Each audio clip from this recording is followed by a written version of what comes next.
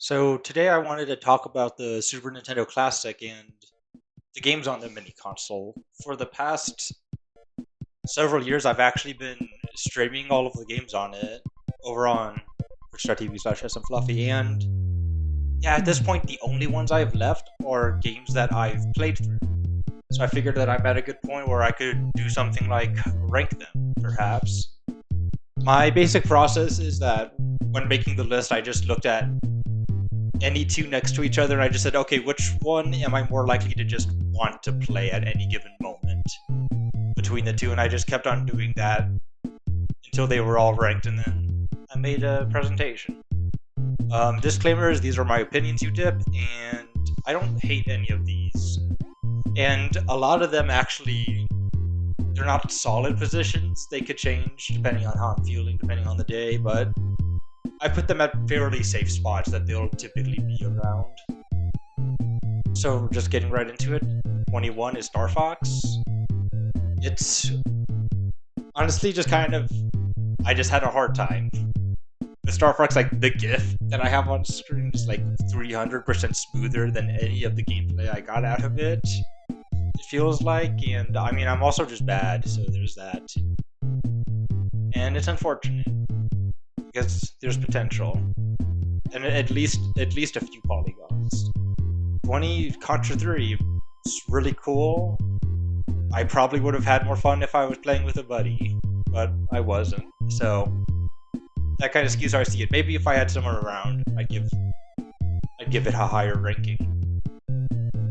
I like the little watermark in the screenshot. 19 is Super Ghouls and Ghosts, which is probably a technically worse game than Contra 3, but I mean, look at that guy back there, the little green guy holding that skull. How can you not love that? And like, yeah, sure, it's very old, and it has some, all of these are old, but feels old. It has no old mechanics, and can be hard to just kind of progress at all. If you die, it throws you back more than I feel like it should sometimes, but that's fine. 18, Castlevania 4. It's Castlevania, but again. And the whips are better, I guess. And yeah, it's more like it's that I was going in knowing Metroidvanias, not remembering that the early ones were not so explorative. But I mean, it's still a fair platformer at the end of the day. 17, Final Fantasy 3, Final Fantasy 6. Same thing, put that there for the nerds. It was a slow stream experience, but I'm sure like if I went back on my free time, I would really enjoy it. And that's something I'm gonna have to do someday when I don't want to buy any more games. And so I'll just pop this up, play through it. I do really like the ATB system in Final Fantasy games usually. I mean, if you saw the presentation on Final Fantasy 15, you know that haven't played a lot of them, but when ATB pops up, I can appreciate it. And 16, Mega Man X. It was a really fun experience. I didn't really like the idea of having to go back for the secrets, so I didn't. I probably would be more willing if it was on my own time and not on stream time. Since I said I'd only do one stream of it, not actually finishing it. I'd say it's a fair oldness, and I finally got to. I think this was the first time because I've casually played it through the years, but I've just always started over. But I'd like play it for like an hour, and then call it there. I'd get bored or I'd forget. But this time I made it to the castle, so that was pretty cool. And 15, Street Fighter 2, Super Street Fighter 2 Turbo, Hyper Fighting. This one more or less comes down to actually the limitations of the mini console. I think you might be able to get a fight stick for it, but I don't want to. I'd rather just play Street Fighter 2 on the million other things that it is that I have a working fight stick for. And also, Sagat's just really sad.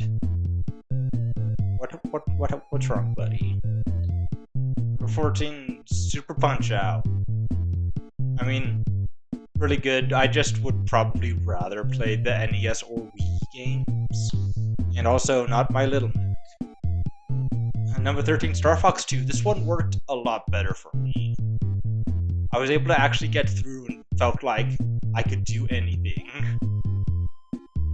By anything, I don't mean like everything, I mean like more than nothing. Which was pretty nice. I like the format. This really like fulfills like the arcadey feel I always hear about for Star Fox, and got me more interested in playing 64 again. 12, Secret of Mana. This one comes down to being single player, and the SNES Mini only has 2 slots, so I probably wouldn't play this on the SNES Mini whenever I have multiplayer, because I'd want to do 3-player. Is there a multi-tap for SNES Mini? I'll have to find out. I go between calling it Mini and Classic. 11, because I don't want this to be way too long. Link to the Past. Really good game, really fun. Has some... I remember feeling like some limitations of the time, and some things that felt not as clean as they could have been. So at this point, I mean, really good, but I'd probably am just gonna go play Link Between Worlds when I want the kind of experience. 10, F-Zero. Sometimes it's just fun to just pop it up, go fast for like 10 minutes. So it's just a nice little fun that you can have pretty often. 9, Super Metroid. Now I get why this is part of what started the whole genre. Because this was my first time playing fully through it. I just kind of played bits and pieces from like compilation games and such. Like what's it called? The one that made you play little challenges from Super Nintendo games. That was a sequel to one about not Super, but just NES games. And yeah, the serotonin hit every time you get an item stays the same no matter how frequently you hear the little jingle. 8, Super Mario Kart. It just works. And like every time I go back to Super Mario Kart, I'm never expecting to have as much enjoyment as I do. So that's gotta count for something. 7, Dream Course. Just little pure fun, you know, especially when you have a second player, and especially when you remember that there's a tutorial so you can actually understand. 6, Yoshi's Island, a childhood favorite. It's a really fun like form of platforming with a little bit of exploring. Like it's not a Metroidvania at all, but like it has a little bit of finding and collecting. I put it lower because over the years I realized, man, this is not fun to 100%, and I like to 100% stuff a lot of the time, so can only really do casual playthroughs where I just run through, grab what I can, don't really replay levels while I'm doing it. Maybe if I like took it super slow, like just every once in a while popped it up, played a level that wasn't complete yet, completed it, took another break. I don't know. 5, Super Mario RPG. It's pretty good. Really interesting version of the world. I really enjoyed the combat system, even though sometimes it could be a little... I say a little, it could be very unclear what the action commands were, so it was... Sometimes it was frustrating to figure out, but sometimes it was interesting to figure out the timing on your own. So yeah, I enjoyed it. Mallow for Smash, I guess. Super Mario World. I guess I forgot to put an animation to reveal this one. But just fun, simple Mario time. I say simple, but it's a little bit like it's a step up from the past ones, I think.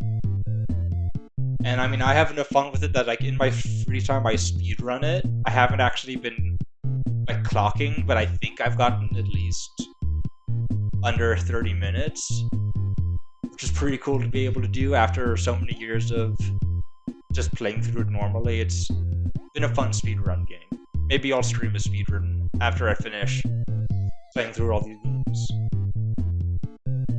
3. Wait, what? Oh. I forgot I did that. Sorry about that. That was a little cringe, eh? Anyway, we take the first takes because, hey, we're making the PowerPoint classroom feel. Am I right? 3 is Kirby Superstar. It's 8 games, except it's not. But that doesn't matter. It's still really fun with the. Again, the system just works, especially for me in Ultra. But I'm just rating this on Superstar's behalf. Without the Ultra, it does not go beyond plus Ultra. And yeah, I mean, Kirby's wearing a dresser hat right there. How could it not be at least this high? Number 2 was Donkey Kong Country. I now understand how this game is just really sick, and yeah, it's just really cool platforming, and I hear that 2 is even better, so I'll probably play that soon and like it even more. And number 1, it's gotta be Earthbound for me. It's just such a charming game. Just like the great world, great. I like the battle system. Like, it's not like too crazy, but it's still very enjoyable. And just like all the design, the enemy designs, everything. It's hard to really say everything that makes this so good because there's so much going on in this form. It's hard to say in this format about it, but this is going to be the last game that I stream for this.